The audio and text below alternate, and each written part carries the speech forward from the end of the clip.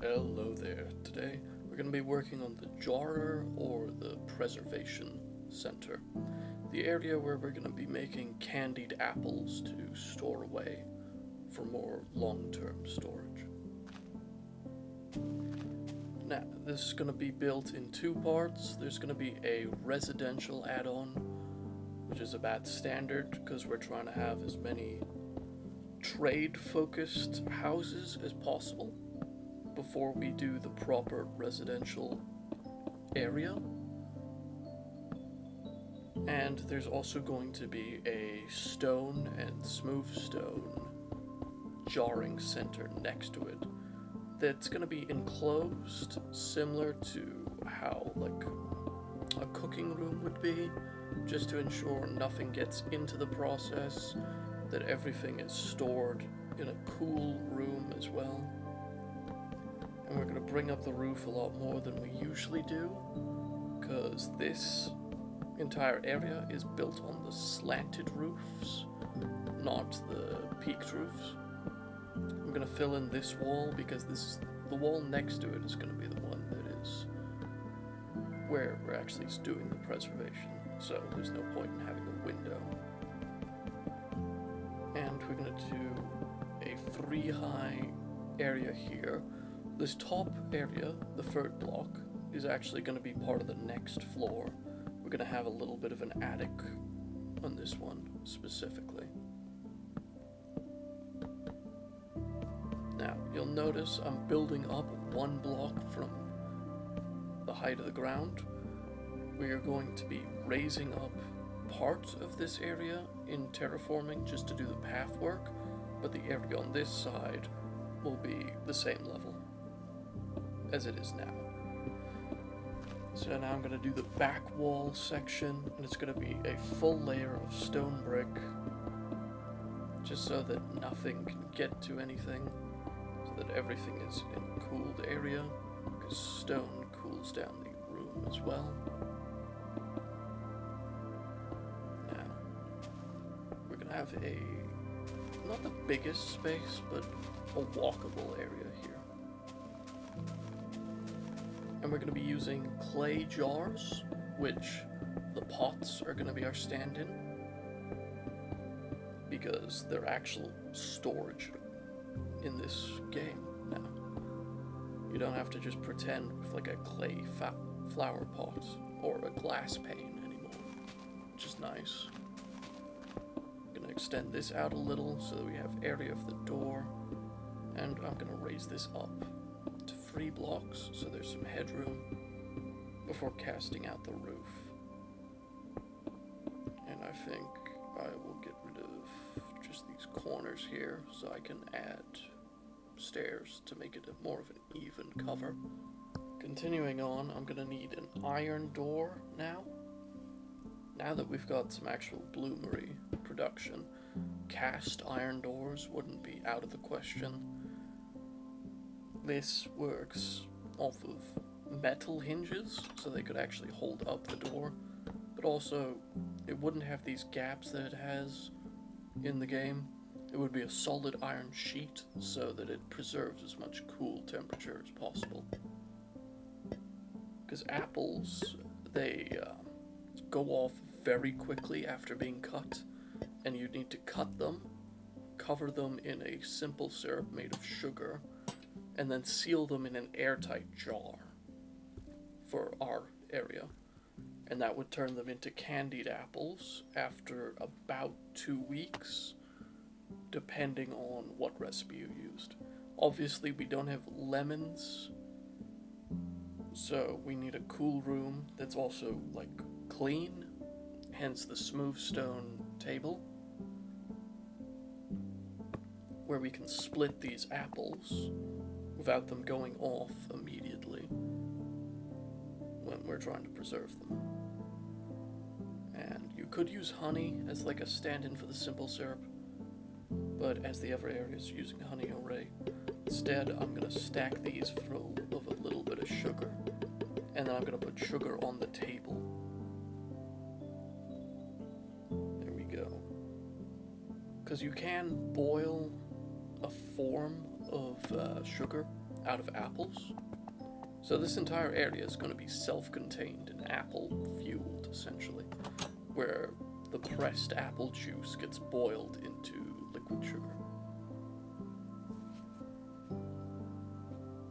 And now I'm going to use some stone walls and just some stairs to add a little bit more depth to the edges. I'd usually reserve this for a grander build because it looks very similar to, say, pillars to hold up a big roof, but it does add just the thickness and depth that a lot of these structures have been missing so far. So I'll keep it limited on this one, but I am going to start adding that in a bit more because the area is progressing.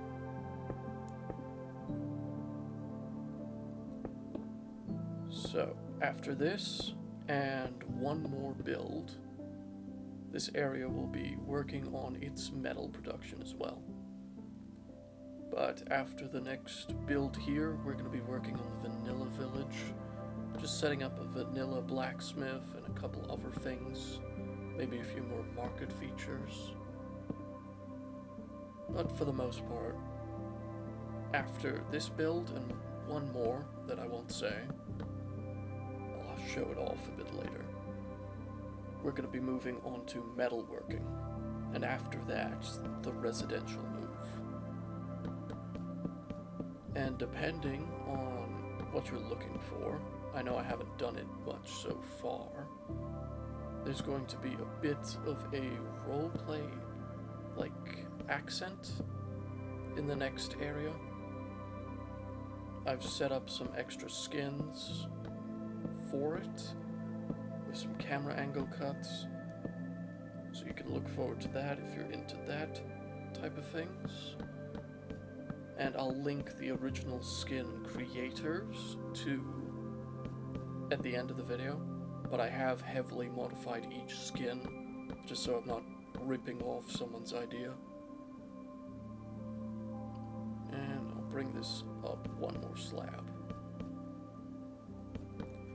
So, this, just candying fruit in general, and also if it's a high sugar fruit like apples, boiling its own syrup to be able to preserve it by making your own sugar, was a relatively common practice. Because if you don't have a lot of access to salt in the sea, you're not going to have salted meat rations. You could have some smoked meat, but it does not last nearly as long as salted meat.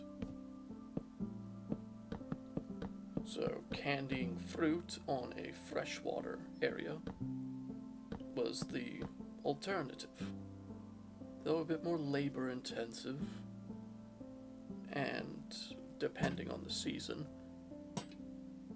rather than on like actual growing of animals and things, it was a good option for, say, winter, and just storing things away. Now, I'm going to be a lot more liberal with lanterns and things in both areas from now on, because we're about to get the metalworking up and going. And I used a plank block as a spacer, so I'll just replace that with logs. This is going to be the first layer of the upstairs.